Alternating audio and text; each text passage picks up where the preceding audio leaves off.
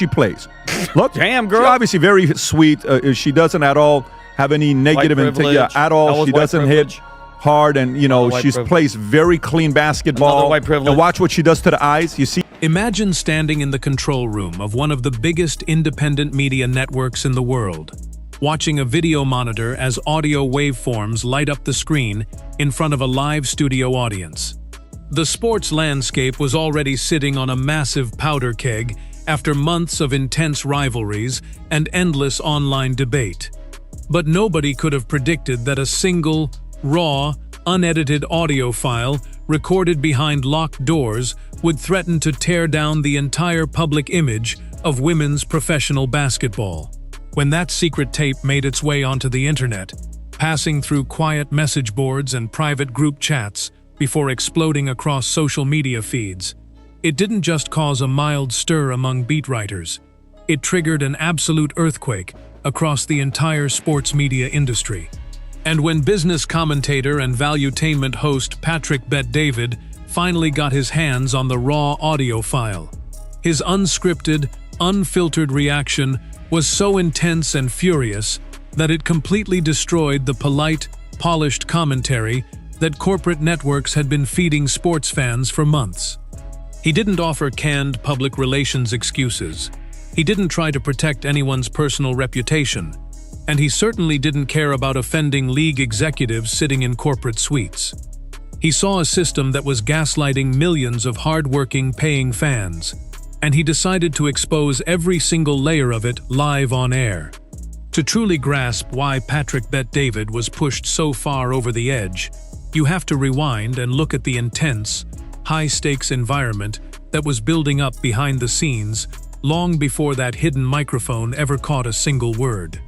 The entire sport had been operating in an unprecedented pressure cooker throughout the entire season, fueled by a historic surge in mainstream attention, sold-out arenas across the country, and record-breaking television ratings. Millions of new fans were tuning in every single night, brought into the fold by generational rookie talent, ferocious on-court rivalries, and a cultural energy the league had never experienced in its entire history. But with that massive influx of public attention came an incredible amount of scrutiny, where every single physical contact, every sharp word spoken on the court, and every defensive scheme was amplified across millions of phone screens worldwide. For the first time ever, fans weren't just watching the final score on the ticker, they were dissecting body language, officiating double standards, and subtle personal rivalries that seemed to simmer just below the surface during every single game. Within this intense cauldron, every team was desperately looking for an edge, not just in terms of basic basketball fundamentals, but in how they physically dictated the pace of the game against high-profile opponents who were drawing all the corporate spotlight. The atmosphere was ripe for conflict. But while legacy networks kept broadcasting a squeaky clean story about sisterhood and unified growth, the reality inside team hallways was becoming increasingly aggressive, competitive, and downright ruthless. Right at the very center of this brewing storm was Dijonai Carrington, a player whose meteoric rise and unapologetic demeanor turned her into one of the most talked-about figures in modern sports. Carrington was a dominant physical force on the court, earning widespread praise for her elite defensive tenacity and quick transition play, eventually taking home the Most Improved Player award after a stellar campaign. But off the court, her active online presence and unfiltered post-game comments frequently turned her into a lightning rod for intense, polarizing debate across the internet. She was never one to back down from a confrontation, regularly addressing critics on social media platforms and openly questioning how mainstream journalists were framing the story surrounding the league's newest superstars. To her loyal supporters, she was a fierce competitor, protecting her team's culture and speaking her mind in a media landscape that constantly favored corporate darlings. To her harshest critics, her physical encounters on the floor, especially during high-stakes matchups against marquee rookies who drove league ratings, appeared calculated, dangerous, and excessively aggressive.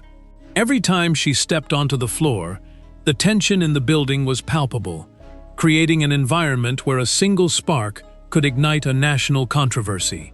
What the public didn't know was that behind those intense games and defensive assignments, conversations were taking place inside team quarters that went far beyond standard competitive drive.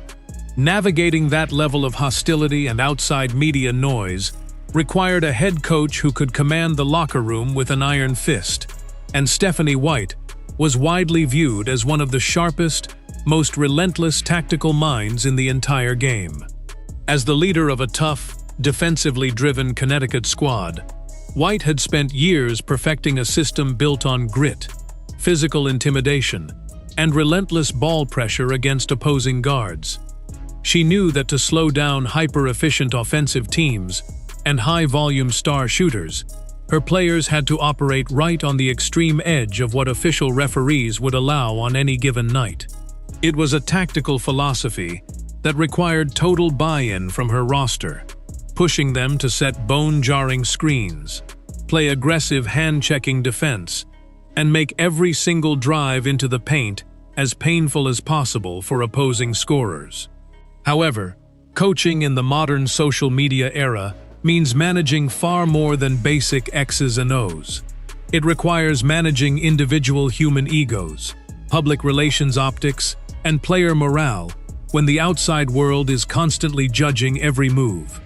Insiders had whispered for months that the demands inside White's locker room were far more severe and demanding than the calm, analytical persona she displayed during televised baseline interviews.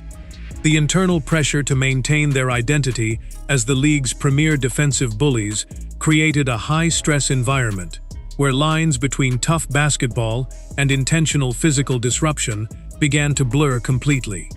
Then came the exact moment that sent shockwaves through the entire sports ecosystem.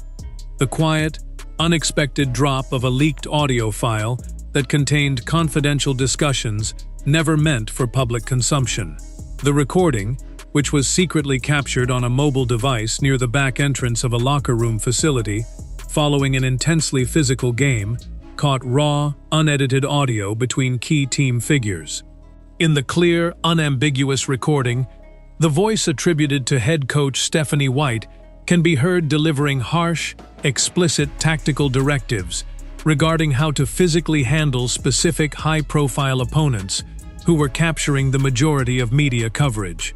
Rather than discussing standard defensive rotations, hedge coverage, or double-team schemes, the conversation centered around setting an intimidating physical tone, exploiting known blind spots in officiating coverage, and forcing opposing star players into frustrating, dangerous physical confrontations. Even more startling was the voice identified as Dijonai Carrington, who candidly discussed how to handle the inevitable media backlash that would follow these physical tactics on court. On the tape, she appeared to mock the mainstream media's predictable reactions, openly talking about leveraging social media narratives to play the victim and flip public perception whenever critics called out dirty plays.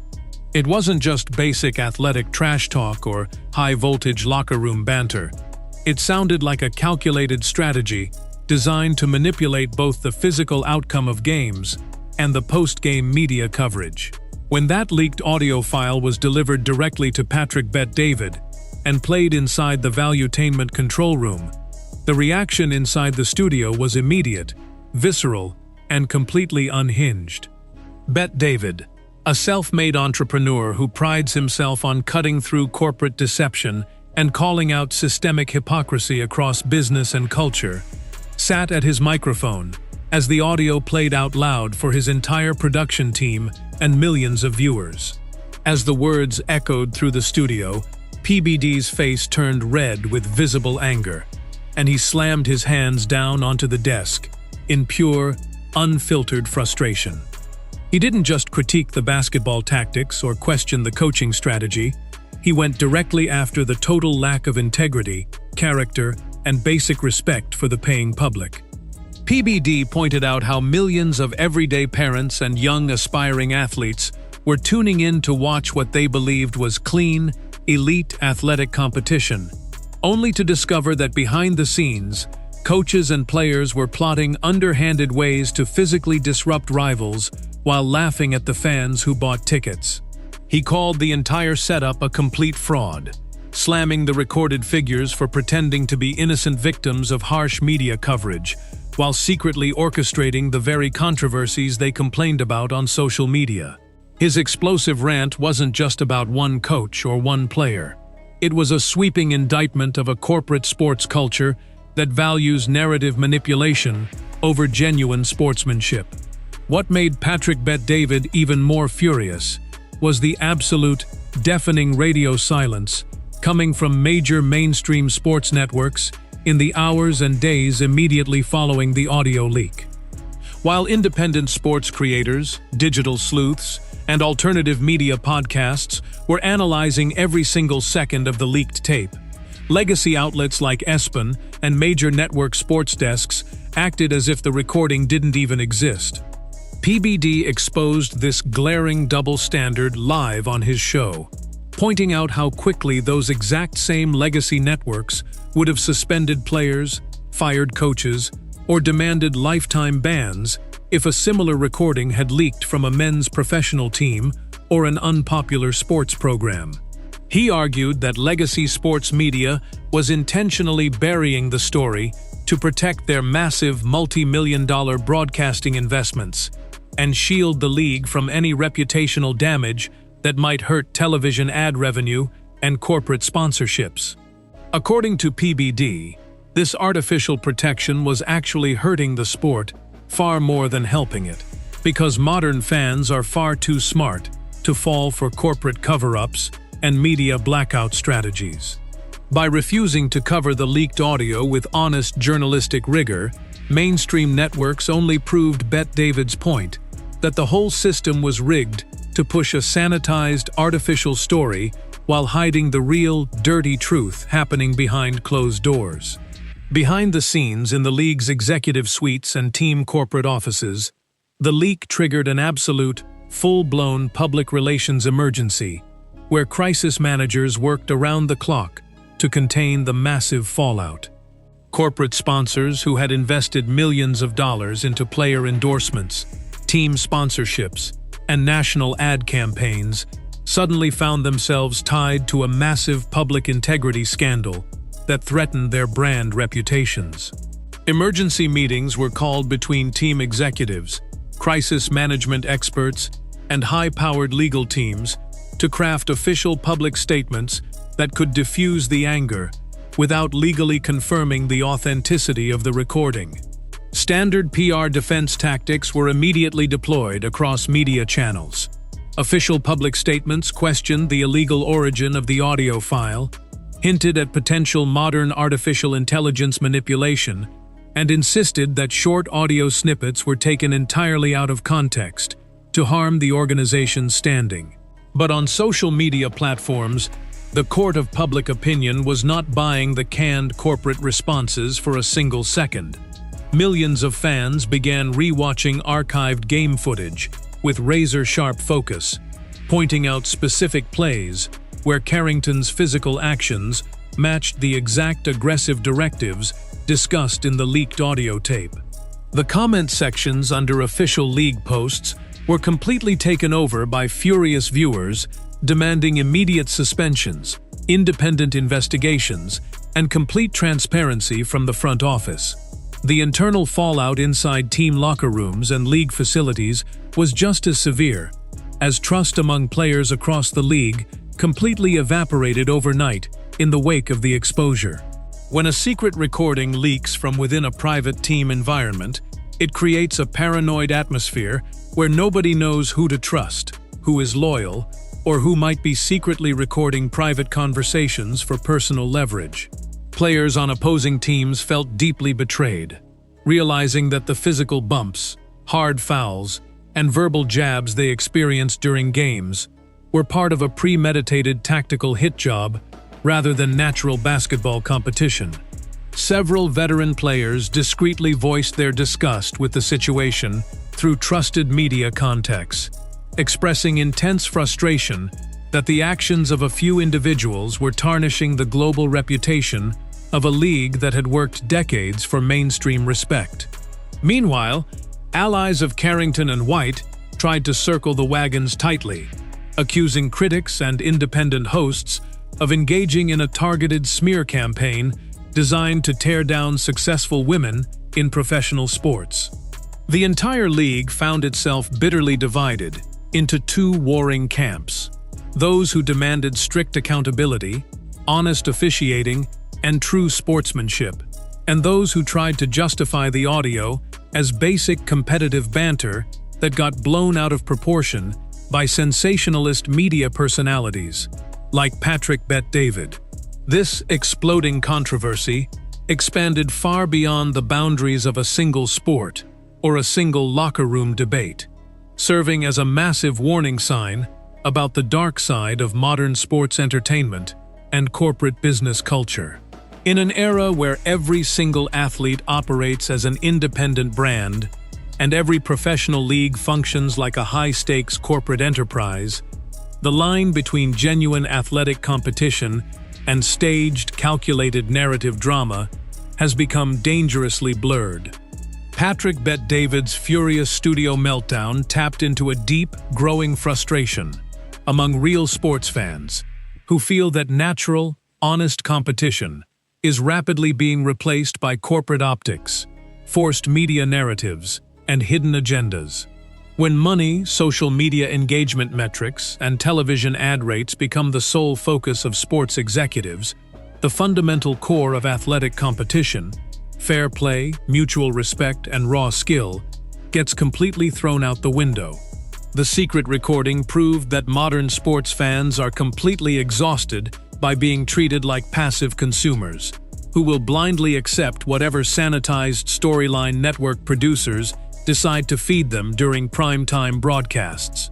Viewers want absolute truth, even if that truth is messy, uncomfortable, and exposes the dark, cynical underbelly of the sports industry. As the ongoing storm surrounding Stephanie White, Dijonai Carrington, and Patrick Bet-David continues to rage across alternative media platforms, the long-term consequences of this scandal will undoubtedly ripple through professional sports for years to come. Head coaches across every major sport are now operating with extreme caution behind closed doors, knowing that private locker room instructions and cynical game plans can be exposed to millions of people worldwide with a single click of an upload button.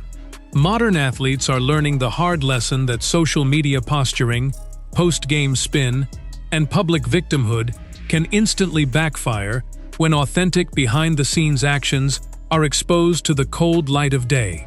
And independent commentators like PBD have proven once again that legacy corporate media no longer holds a monopoly on how sports stories are covered, analyzed, or judged by the viewing public. The secret recording opened a door that can never be closed again, leaving fans to question every physical foul, every referee whistle, every post-game press conference, and every corporate PR statement they see on their television screens. As the next season approaches and teams gear up for another intense championship run, one massive question hangs over the entire sports world like a dark cloud. Was this exposed audio clip just a rare, isolated incident of poor judgment inside one single team facility? Or is this cynical, calculated approach to game manipulation happening inside every single locker room across professional sports when the media cameras are turned off? Drop your thoughts in the comments below. Let us know what you think really happened behind those locked doors. And don't forget to hit that subscribe button for more unfiltered breakdowns. Imagine standing in the control room of one of the biggest independent media networks in the world, watching a video monitor as audio waveforms light up the screen in front of a live studio audience. The sports landscape was already sitting on a massive powder keg after months of intense rivalries and endless online debate. But nobody could have predicted that a single, raw, unedited audio file, recorded behind locked doors, would threaten to tear down the entire public image of women's professional basketball. When that secret tape made its way onto the internet, passing through quiet message boards and private group chats before exploding across social media